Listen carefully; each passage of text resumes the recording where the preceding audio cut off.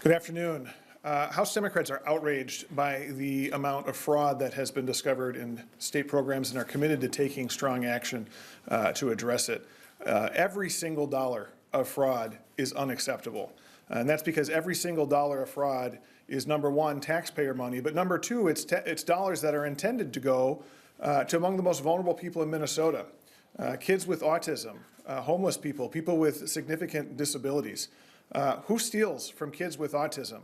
House Democrats are absolutely committed to strengthening our laws to ensure that there is accountability for the people who are committing these crimes. These scammy businesses that are billing the state for services they are not providing need to be shut down, and the people responsible need to go to prison.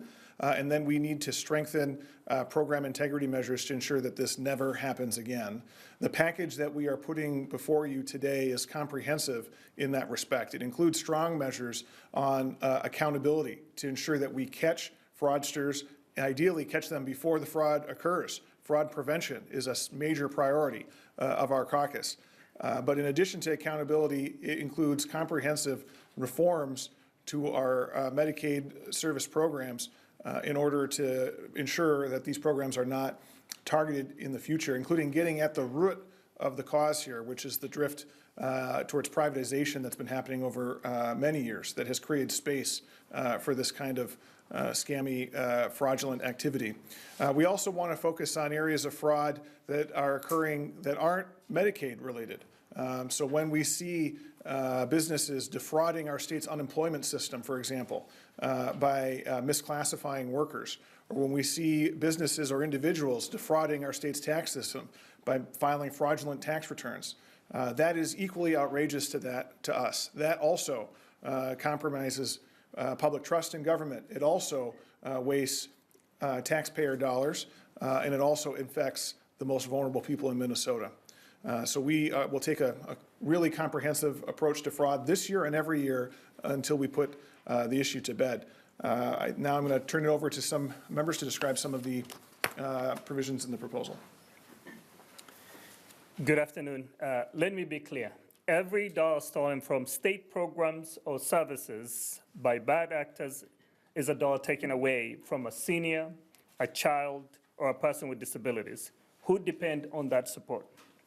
These programs are not just line items on a spreadsheet. They serve real people. When fraud drains resources, the harm doesn't fall on those committing it. It falls on Minnesotans who rely on care to live with dignity and stability. That's why we are holding a hearing this Thursday, that's tomorrow, on proposals to protect participants and taxpayer funds by strengthening oversight of healthcare programs and safeguarding services for those who truly need them. We are also advancing a proposal to strengthen the Attorney General's Medicaid Fraud Control Unit, MFUCU. This will expand investigative capacity, improve coordination with state agencies and law enforcement, and ensure prosecutors have the tools to pursue complex, large-scale fraud schemes.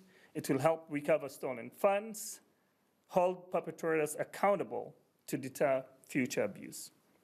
Strong oversight on the front end and meaningful accountability on the back end is how we protect both taxpayers and people who rely on these services. Minnesotans deserve a system they can trust, one that delivers care with integrity, transparency, accountability, and results. With that, I'll turn over to my colleague, Matt Norris. As Leader Stevenson said, all of us in the House DFL caucus are furious about what's been happening with the fraud, and it's why I've been working on legislation like the Office of the Inspector General bill, the Medicaid Fraud Control Unit bill, since as early as last year. But there's more that we can do and should be doing as we gain a better understanding of the types of fraud that are occurring and the types of schemes that are being used against our public programs. And that's part of what you see reflected in our agenda here. It's not just about holding fraudsters accountable, but that's a critical part obviously. It's also about making sure that there's excellence in governance and oversight. That's a lot of what I've been talking about with the conversation around the Office of the Inspector General bill, but it's also adding things like strengthening requirements for in-person site visits and using electronic visit verification so we know that someone who is supposed to be at a particular site is actually at that site.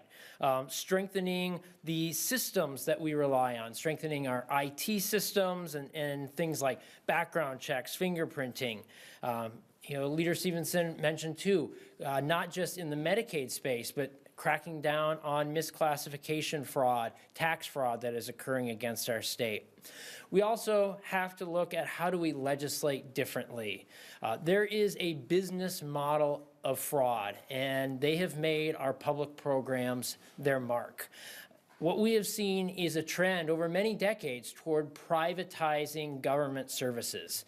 And when we privatize these services, whether they're to for-profit businesses, whether they are to nonprofits, even when counties outsource things like case management, it adds extra layers. It adds in people who are not subject to public audits, and it makes it easier for these fraudsters to use these schemes against our public programs. And so we want to make sure that we reverse that trend toward privatization because, as Leader Stevenson likes to say, lunch ladies don't commit fraud. And with that, we'll stand for questions. Yeah. No, I was just going to say the lunch ladies, so that's the, compare feeding our future, right, which is the privatization model that Representative Norris is talking about, where the federal government hired for-profit, not-for-profit businesses to distribute meals to kids, right? And that was rife with fraud.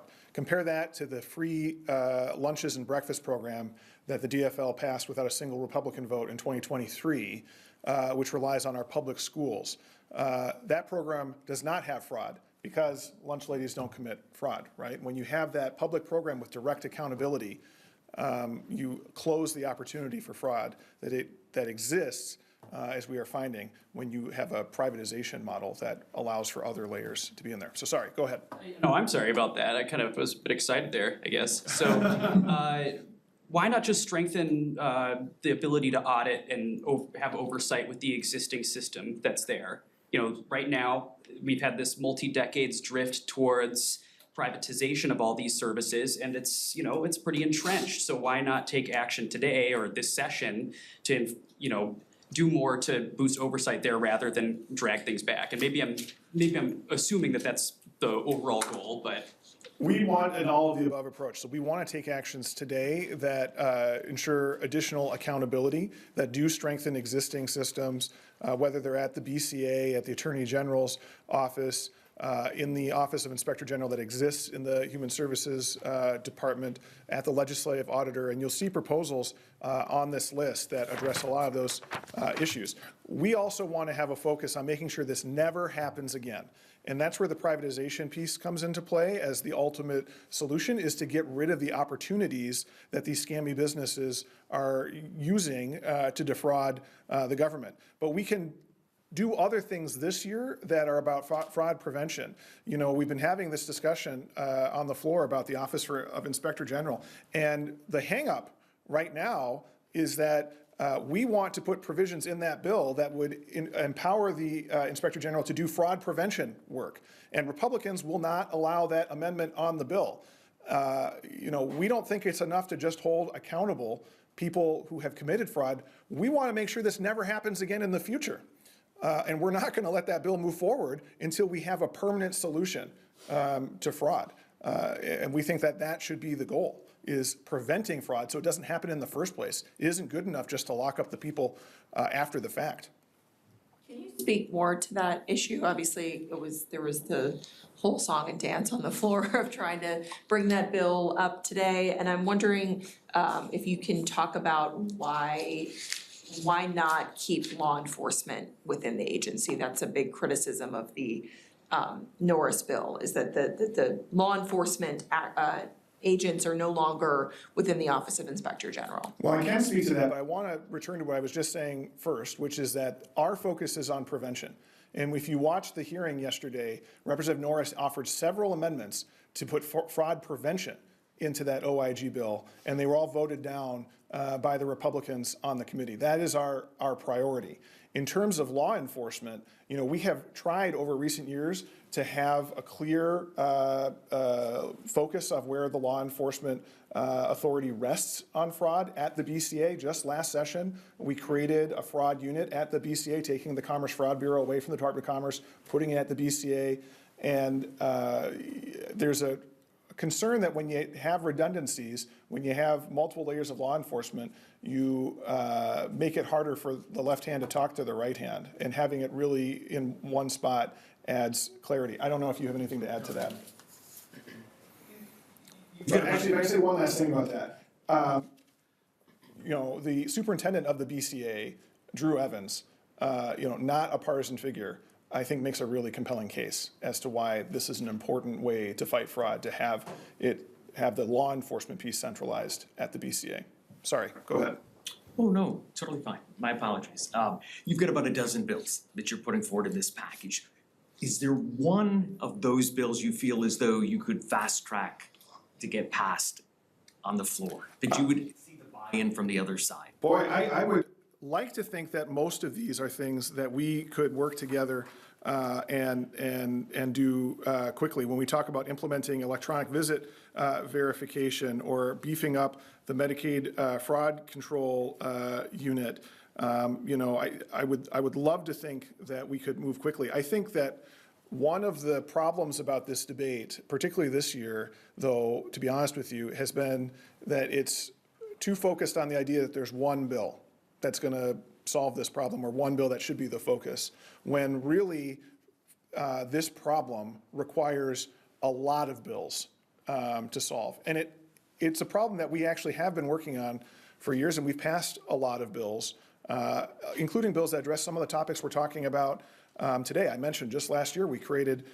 this unit at the BCA, the fraud unit at the BCA, to tackle this issue. Last year, Chair Norris' committee added staff at DHS to do site visits. You'll see that site visits are a big aspect of our belief of what's necessary to combat fraud. There's no substitute to having people on the ground, having someone come up to you, to the business, and say, okay, surprise, I'm here, show me your books, show me what you're billing us for, and show me the people you're actually serving. Let me actually see that you're doing the work. That's really important. That's work that has been ongoing for years now, right? So we've got to stop thinking that there's one bill, because we support the OIG bill. It's in our package. Representative Norris is the chief author, and he's been working really hard on it. But that bill alone isn't enough to stop fraud, particularly in its current form, because in its current form, it's an entirely accountability-driven measure. It's entirely about catching fraud after it occurred. Representative Norris is trying to put prevention into the bill to stop fraud before it happens, but Republicans haven't allowed that in yet. So we've got to get away from thinking that there's just one bill on this, which has been the Republican approach of OIG is the end-all be-all. It's not. There's way more that needs to be done on fraud. The managed care, or the getting the scammy businesses, I know you've talked about this, trying to have the state maybe take over some of that, and it won't be one bill that probably changes that, but I'm wondering, of these ones, which is the one that you think starts getting at that problem of, not outsourcing it to these private businesses, these programs? Yeah, I'll tell you what I think, and then I'm curious if Chair Nora has another idea. But the one that always has struck me as the most hard to swallow is that we are seeing counties increasingly outsource case management. So they're hiring third-party contractors to oversee individuals' care. So now you have a situation where you have the states paying the bill, some business is providing the service, and some other business is managing that. And we wonder why there's fraud occurring. There's not a direct line from the payor to the entity that's providing the service. That's a big problem.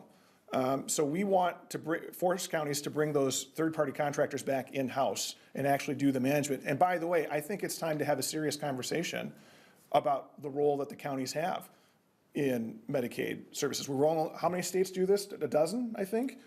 It's about 10 states. 10 states. Only 10 states rely on their counties to administer these types of programs. Most of the other states all do it at the state level. And it's inefficient to have 87 different delivery mechanisms.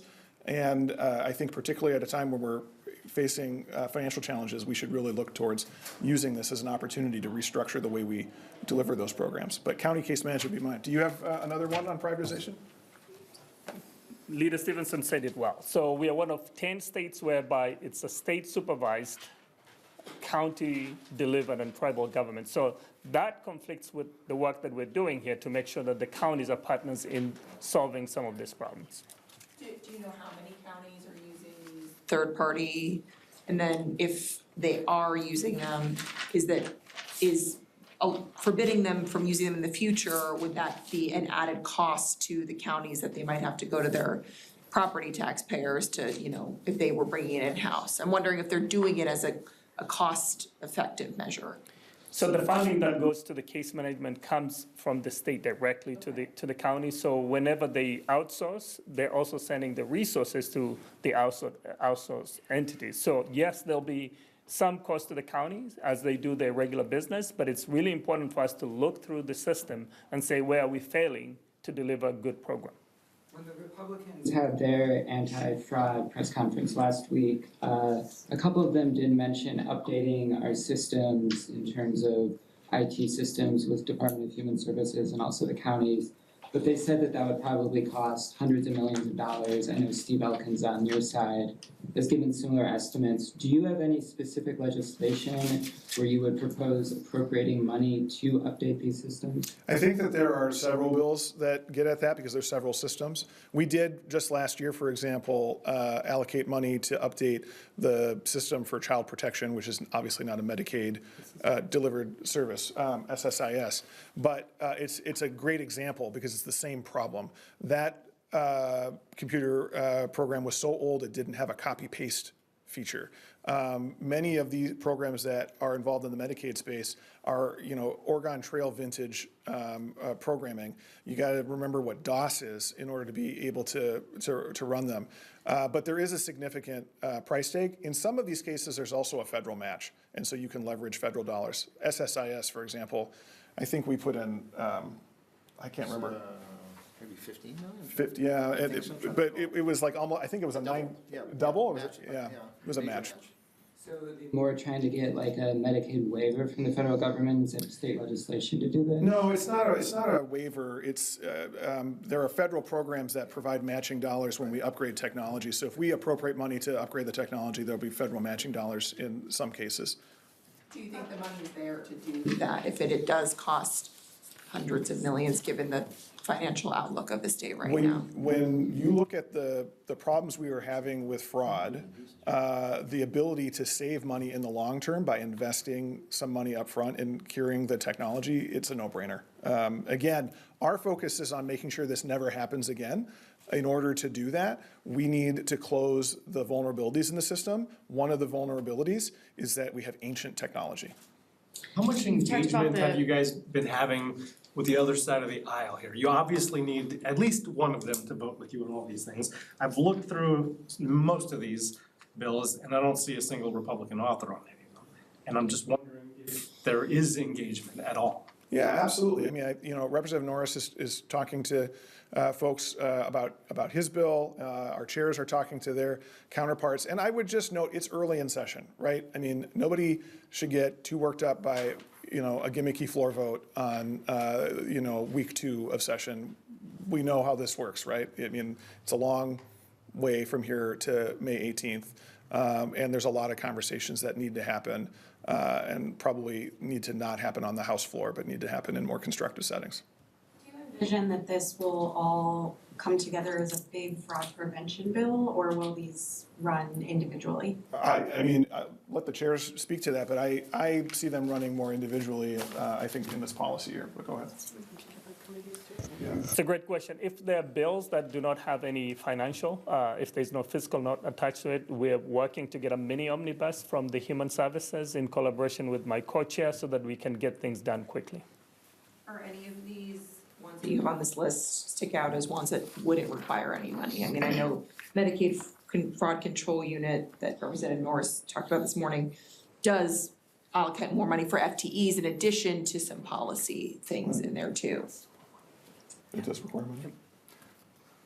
Yeah, I think that most of these would require some even modest money in some cases. But again, there's not one bill here on fraud. There's going to be a lot of bills, and not more bills than even the ones that are on this list. This is a problem that requires a lot of solutions. And so I think the chair's point is if we have bills that improve the situation that don't have money, they can travel on their own. Otherwise, they'll have to be part of the budget conversation. Leader Stevenson, this week, Tim O'Malley released his roadmap here to getting at some of this problem. One of the things that he blamed this on was a culture of compassion over actually following through, making sure people were compliant.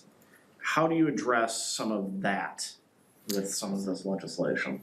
I think that the reason why, one of the reasons why this fraud is so outrageous is because the money is being taken away from the most vulnerable people in our society. And caring about fraud and trying to stamp out fraud is a compassionate act because it allows those resources to go to their intended purpose, which is the most vulnerable people in our society. We have to take this really seriously because it threatens the trust that folks have in government, but also because it puts these programs at risk.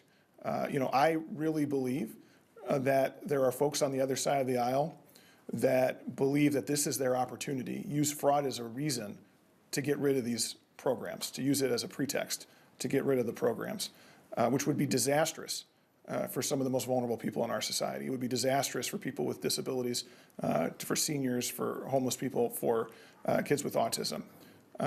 So I don't know that you should set them against each other because the most compassionate thing we can do is make sure these programs work the way they're intended and not for scammy businesses. In what you've experienced the first 2 weeks of session so far, do you feel like Republicans are working in good faith with you on anti-fraud issues, or do you think they're just using it as either an election issue or, as you just said, to get rid of these programs? Well, you can really feel that election coming, right? I mean, I think that when we see these manufactured votes on the same bill over and over again, they're really trying to drive a message, and I think they're trying to change the subject a bit from what's been in the paper lately.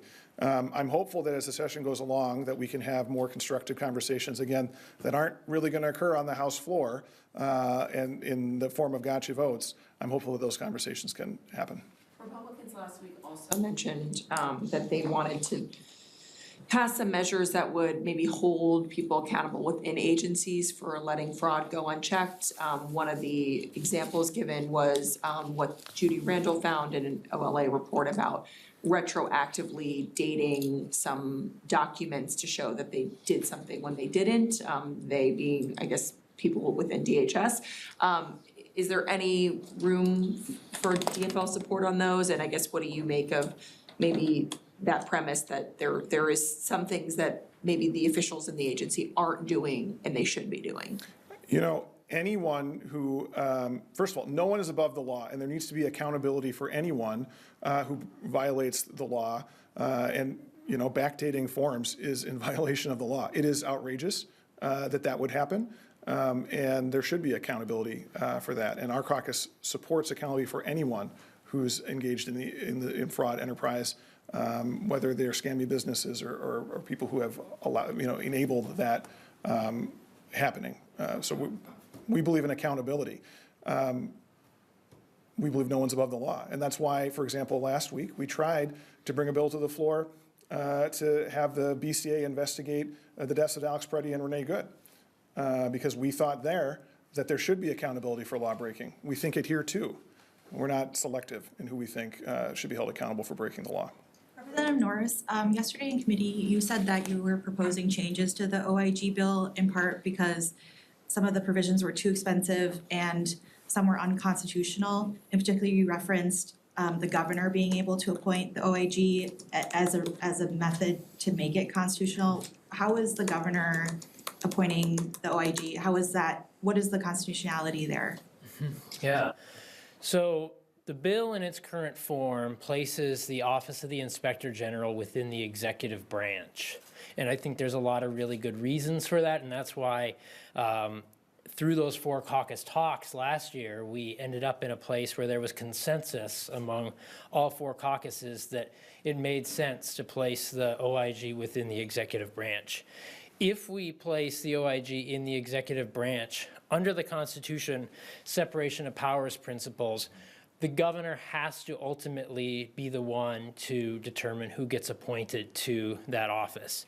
Now, we put in place a process where a bipartisan group of legislators will vet candidates and make recommendations to the governor, and then that candidate has to go be confirmed by the Senate.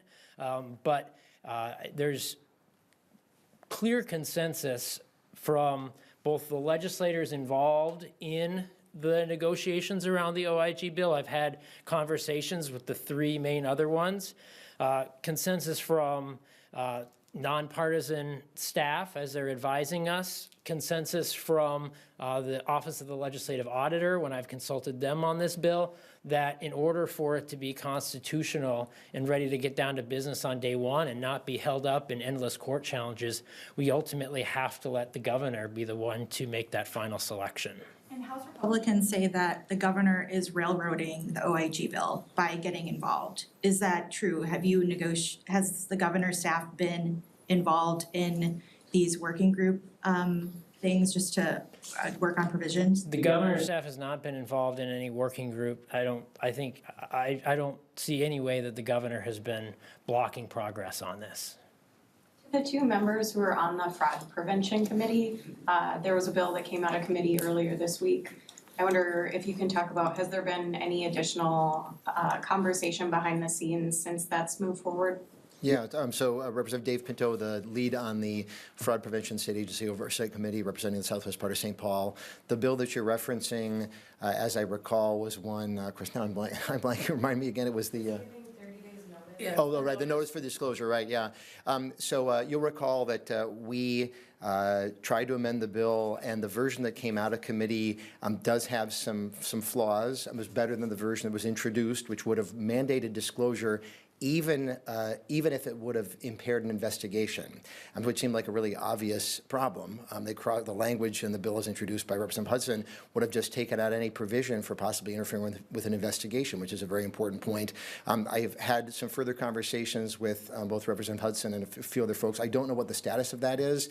It will next be going to a committee, Children and Families, where I know it'll get a significant review. I would hope that the concerns that our DFL members identified would be addressed when it's before that committee, and if not, I don't think it'll move forward, because the first thing we want is to make sure that we are stopping payment and holding accountable any fraudsters, and that's a kind of a bedrock principle. Okay. Thank you very much. Thank you.